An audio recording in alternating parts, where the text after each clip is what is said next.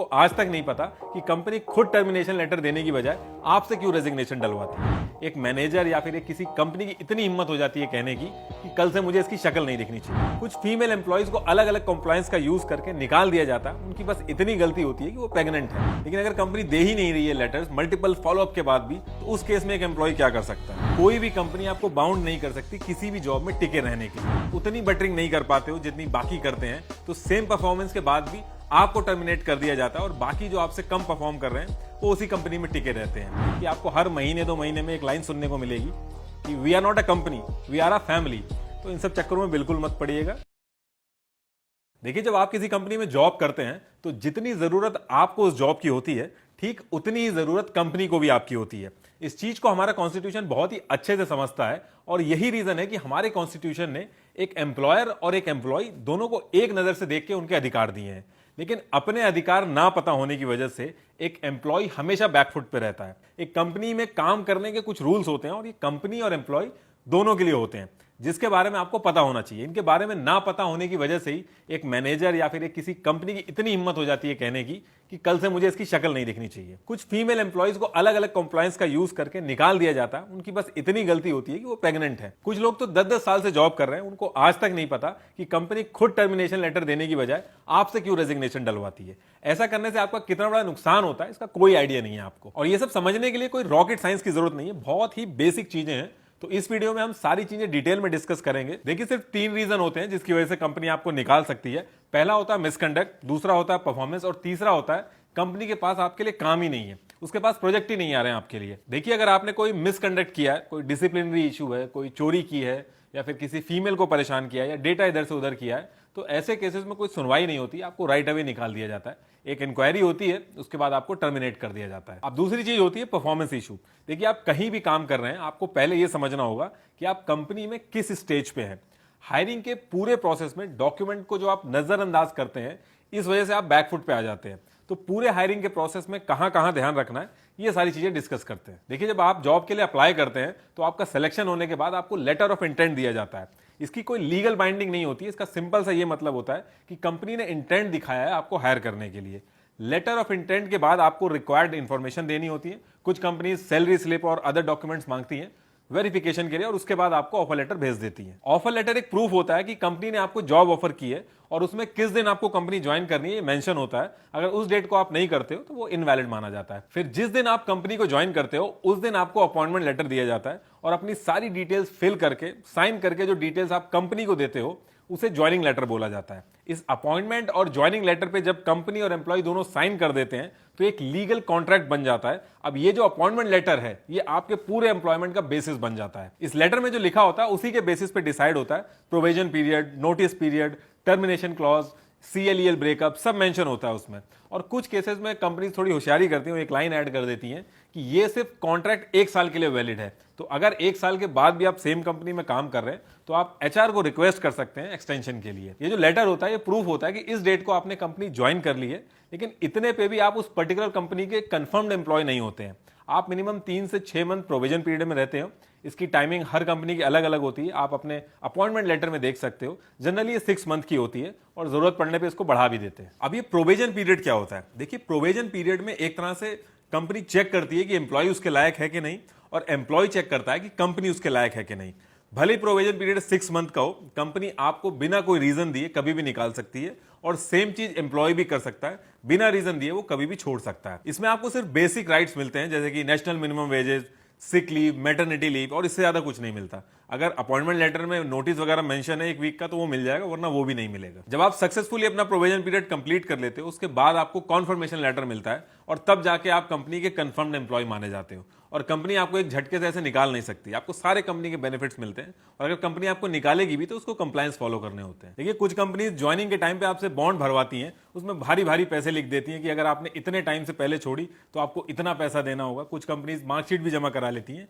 तो देखिए, पहली चीज तो यह है कि इंडिया के कानून के हिसाब से कोई भी कंपनी आपको बाउंड नहीं कर सकती किसी भी जॉब में टिके रहने के लिए। बॉन्ड के केसेस जब कोर्ट में जाते हैं तो अगर कंपनी ने आपकी ट्रेनिंग में पैसा खर्च किया है और आपको किसी वजह से जॉब छोड़नी पड़ रही है तो उस केस में यह देखा जाएगा कि आपने कब तक जॉब की है और एक एस्टिमेट लगाया जाएगा कि आपकी वजह से कितना फायदा हुआ है और आपकी ट्रेनिंग में कितना पैसा लगा है। मान लीजिए 100 रुपए लगा आपकी ट्रेनिंग में और 80 का काम आपने करके दे दिया है, तो आपका जो बकाया 20 रुपए ये आपको देना होगा। और ये जो ट्रेनिंग में पैसा लगा, ये मुंह से बोलने से नहीं होगा कि हमारा इतना पैसा लग गया है। एक एक चीज कंपनी को प्रूफ करनी होगी कि इतना पैसा इसकी ट्रेनिंग में लगा है। और कुछ स्टार्टअप्स तो ऐसा करते हैं कि नॉर्मल पेपर पे ही बॉन्ड बना के दे देते हैं डराने के लिए।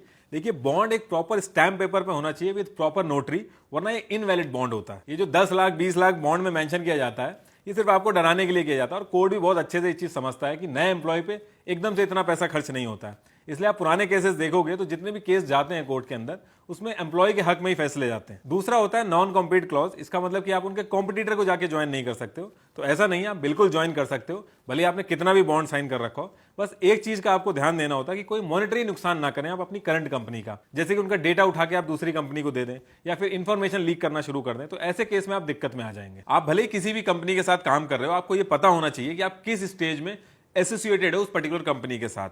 ये जो offer letter, appointment letter, joining letter और कॉन्फर्मेशन लेटर होते हैं, ये हर एक लेटर एक प्रूफ होता है एक पर्टिकुलर सिचुएशन के लिए। अगर आप इसको ध्यान से देखो तो इसके अलावा जो भी चीजें हैं उस पर कंपनी का कंट्रोल होता है। बायोमेट्रिक्स है वो कंपनी के पास है। ईमेल का एक्सेस कंपनी कभी भी बंद कर सकती है। आपका कितना भी याराना हो आपके कोवर्कर्स के साथ, आपके साथ नहीं खड़े होंगे वो। अब आप कहोगे कि ये जो ऑफर लेटर है, अपॉइंटमेंट लेटर्स हैं, ये बहुत इंपॉर्टेंट है, ये चीज तो समझ में आ गई है। लेकिन अगर कंपनी दे ही नहीं रही है लेटर्स मल्टीपल फॉलोअप के बाद भी, तो उस केस में एक एम्प्लॉय क्या कर सकता है? स्पेशली ये स्टार्टअप्स के केस में ज्यादा होता है। देखिए, आप किसी भी लेटर को लेकर फॉलोअप कर रहे हैं अपनी कंपनी में। अपॉइंटमेंट लेटर का एग्जांपल ले लेते हैं। आपने कंपनी ज्वाइन कर ली है, आप काम कर रहे हैं, लेकिन उसके बाद भी एचआर आपको अपॉइंटमेंट लेटर नहीं दे रहा है। उस केस में आपको एचआर से लेकर अपनी हायर अथॉरिटी को कॉपी करके एक ईमेल डालना है, जिसमें आप जिस बंदे से अपॉइंटमेंट लेटर मांग रहे हैं उसका नाम मेंशन करके ये लिखना है कि मुझे इतना टाइम हो गया ज्वाइन करे इस कंपनी को और मैंने मल्टीपल फॉलोअप किया है, उसके बाद भी मुझे अपॉइंटमेंट लेटर नहीं मिला है।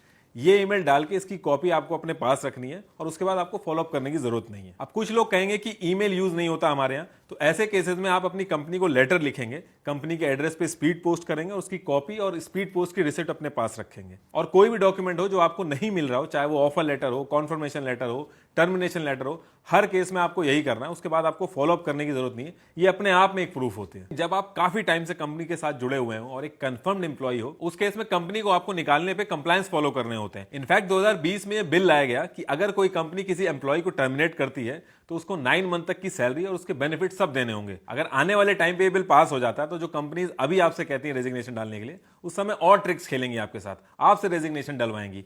अभी भी यही रीजन है कि जब कंपनीज आपको निकालना होता है तो खुद टर्मिनेशन लेटर नहीं देती है, आपसे कहती है रेजिग्नेशन डालने को, और आप भी बड़े आराम से कर देते हो क्योंकि ऐसा नहीं करने पे आपको डराया जाता है। ये कहा जाता है कि आपको ब्लैकलिस्ट कर दिया जाएगा, आपको जॉब नहीं मिलेगी। इसमें आपको डरने की जरूरत नहीं है, बस आपको अपने राइट्स पता होने चाहिए। कुछ केसेस में अगर आप आनाकानी करते हो तो कंपनी आपको टर्मिनेट नहीं करती है, बल्कि एंट्री बंद कर देती है और 10 दिन के बाद कंप्लायंस में ये दिखा देती है कि ये पर्टिकुलर एम्प्लॉय 10 दिन से बिना बताए गायब है, और एब्सकॉन्डिंग का केस बना के आपके बेनिफिट्स मार लेती है। इसलिए आप जब भी लीव पे जाएं, ईमेल जरूर डालें। भले आपकी कितनी अच्छी बनती हो आपके मैनेजर से, इस चीज पे खुश मत होइए कि हमारे यहाँ तो ईमेल का झाड़ नहीं है, हम तो फोन पे ही बता देते हैं। कई ऐसे केसेस हुए जहां पे एम्प्लॉय बता के गया है, उसके बाद भी कंपनीज ने उसका एडवांटेज लेके एब्सकॉन्डिंग का केस बनाया है। इसलिए कॉर्पोरेट वर्ल्ड में आपको किसी के ऊपर ट्रस्ट नहीं करना, बल्कि आपको रूल से चलना है। आप सुनते होंगे लाइनें कि don't treat me like your boss, treat me like your friend.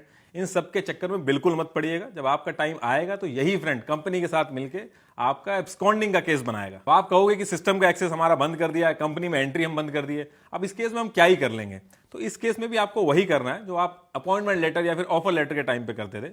आपको ईमेल करना है, और अगर ईमेल का भी एक्सेस आपको नहीं मिल रहा है तो आपको स्पीड पोस्ट करना है और सारी चीजें मेंशन करनी है। जो जो लोग इन्वॉल्व हैं इसमें उन सबके नाम मेंशन करने हैं और 90 डेज के अंदर लेबर कमिश्नर को कंप्लेन करनी है। आप जब चाहे ऑनलाइन कंप्लेन कर सकते हैं, लिंक मैं यूट्यूब के डिस्क्रिप्शन में दे दे रहा हूं, और टोल फ्री नंबर भी है, आप स्टेट वाइज उस पर कॉल कर सकते हैं और अपनी कंप्लेंट दर्ज करा सकते हैं। और अगर इस पूरे प्रोसेस में आपसे कोई मिसबिहेव कर रहा है या गाली दे रहा है या आपकी सैलरी रोक रहा है तो आप पुलिस स्टेशन में भी कंप्लेन कर सकते हैं। भले पुलिस वाले आपकी एफआईआर दर्ज ना करें, लेकिन उस केस में भी आप एक रिटन कंप्लेन करिए और उसकी रिसीविंग ले लीजिए। अब आप कहोगे कि इतनी बड़ी बड़ी कंपनी है, इनके पास इतना पैसा है, इतने अच्छे लॉयर्स हैं, इनके सामने हम कैसे टिक पाएंगे।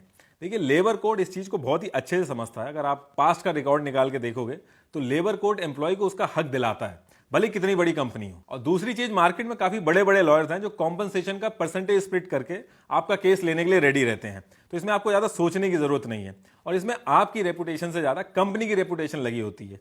आपके कुछ बेनिफिट्स के चक्कर में कंपनी लेबर कोड में जाके अपनी रेपुटेशन दांव पे नहीं लगाएगा, अनटिल अनलेस बहुत ही ज्यादा पैसा इन्वॉल्व हो। लेकिन इस पूरे सिनेरियो में आपसे एक चीज कहूंगा कि जब भी ऐसा कुछ हो, आपको खुद एनालाइज करके सोचना है कि क्या सच में आपकी गलती है। अगर आपकी गलती है तो आप कंपनी के साथ एक म्यूचुअल एग्रीमेंट पे छोड़ सकते हैं ये सारे एफर्ट्स आपको तभी करने चाहिए जब आपके साथ नाइंसाफी हुई हो, किसी ने आपको डिसरिस्पेक्ट किया हो, कोई गाली गलौज की हो आपसे। देखिए, इसमें जो सबसे बड़ा इशू आता है वो आता है परफॉर्मेंस का। ये कॉम्पिटेटिव वर्ल्ड है, डेडलाइन चेस करनी होती है और कंपनी भी वहां चैरिटी करने नहीं बैठी है, वो पैसे कमाने बैठी है। तो अगर आप परफॉर्मेंस नहीं दे रहे हो तो कंपनी को पूरा हक बनता है आपको निकालने का, लेकिन इलीगल तरीके से नहीं। अब ये इलीगल तरीका क्या होता है? देखिए, जब कंपनी कंप्लायंस का एक भी स्टेप मिस करके एम्प्लॉय को निकालती है तो उसको इलीगल टर्मिनेशन कहा जाता है, जिसके खिलाफ एक एम्प्लॉय एक्शन ले सकता है। कंपनी खुद टर्मिनेशन लेटर देने की बजाय आपसे रेजिग्नेशन डलवाती है ताकि आपके बेनिफिट्स आपको ना मिल पाए। कभी कभी ऐसा भी होता है कि आप उतनी बटरिंग नहीं कर पाते हो जितनी बाकी करते हैं, तो सेम परफॉर्मेंस के बाद भी आपको टर्मिनेट कर दिया जाता है और बाकी जो आपसे कम परफॉर्म कर रहे हैं वो उसी कंपनी में टिके रहते हैं। ये जो आर्बिट्रेरीनेस है, जो अपनी मन मर्जी चलाना और रूल्स को फॉलो ना करना, ये गलत है। इसके खिलाफ एक्शन आप ले सकते हैं। अगर परफॉर्मेंस की वजह से भी निकाला जाता है तो इसका एक तरीका होता है कि आपकी परफॉर्मेंस को लेकर कभी बताया गया आपको कि आपकी परफॉर्मेंस खराब है, या किसी पीआईपी प्रोग्राम में आपको पहले कभी डाला गया, या कोई वार्निंग दी गई, या लास्ट ईयर कोई अप्रेजल हुआ है तो उस अप्रेजल लेटर में आपको बताया गया हो कि आपकी परफॉर्मेंस इंप्रूव होनी चाहिए। सिर्फ मुंह से बोल देने से कि परफॉर्मेंस खराब है, ये वैलिड नहीं होता लेबर कोड में। जो आपके लेवल के एम्प्लॉय हैं उनका डेटा आपके डेटा से कम है, इसका प्रूफ देना होगा आपकी कंपनी को। और अगर सच में भी आपकी परफॉर्मेंस खराब है तो आपको पहले नोटिस दिया जाएगा, वार्निंग दी जाएगी। उसके बाद भी आप अगर काम सही से नहीं कर रहे हैं तो आपको लास्ट डेट बता के 1 मंथ की बेसिक सैलरी प्लस डीए दिया जाएगा। आपकी सीएल और रीएल जो बची है वो आप एनकैश कर सकते हैं। ग्रेचुटी मिलेगी आपको अगर आप 5 साल से ज्यादा एम्प्लॉय हैं। और आपको अगर कोई कंपनी टर्मिनेट करेगी तो वो आपको टर्मिनेशन लेटर देगी। आपको टर्मिनेशन लेटर लेना बहुत इंपॉर्टेंट है। उस पर प्रॉपर रीजन लिखा होता है ताकि आगे चल के उसमें अगर कुछ गलत लिखा है तो आप उसको चैलेंज कर सकते हैं। एक चीज और आपको ध्यान में रखनी है कि एम्प्लॉयज टर्मिनेट होने के बाद लिंक्डइन और सोशल मीडिया पे उल्टा सीधा लिखने लगते हैं कंपनी के बारे में। तो ये करने की आपको बिल्कुल भी जरूरत नहीं है, क्योंकि ये करने से कंपनी आपके अगेंस्ट में इसको यूज कर सकती है कि आपकी वजह से उनकी रेपुटेशन का नुकसान हुआ है। उल्टा वो आपसे कॉम्पनसेशन मांग सकती है। तो ऐसा बिल्कुल ना करें। आप बिल्कुल सिंपल तरीके से जो आपका हक है वो लीजिए, और कोई आपको कुछ भी बोले आपको बस हर चीज को डॉक्यूमेंट करना है, उनसे जवाब सवाल नहीं करना है। और इसके साथ साथ आपको यह भी समझना है कि कंपनी ने आपको ले ऑफ किया या फिर टर्मिनेट किया है, ये दोनों अलग अलग चीजें होती हैं। कभी कभी ऐसा होता है कि कंपनी के पास काम नहीं होता है तो वो आपको टर्मिनेट नहीं करती है, बल्कि आपको ले ऑफ कर देती है कुछ टाइम के लिए। मैक्सिमम 45 डेज के लिए आपको ले ऑफ करा जा सकता है। ले ऑफ के टाइम पे आपको 50% बेसिक प्लस डीए मिलता है, और 45 डेज के बाद जैसे आप टर्मिनेशन के रूल्स फॉलो होते हैं और उसके जो बेनिफिट मिलते हैं वो मिलता है आपको। लास्ट में एक चीज कहूंगा, स्पेशली जो नए नए कॉर्पोरेट वर्ल्ड में एंट्री कर रहे हैं, कि आपको हर महीने 2 महीने में एक लाइन सुनने को मिलेगी कि we are not a company, we are a family. तो इन सब चक्करों में बिल्कुल मत पड़िएगा। ये कॉर्पोरेट वर्ल्ड है, यहाँ सारी चीजें प्रॉफिट और लॉस से चलती है। अगर कोई कंपनी आपको 1000 रुपए दे रही है तो वो इसलिए दे रही है क्योंकि आप उसको 10,000 का काम करके दे रहे हैं। जब ये प्रॉफिट देना आप बंद कर दोगे तो यही फैमिली आपको निकाल के बाहर कर देगी।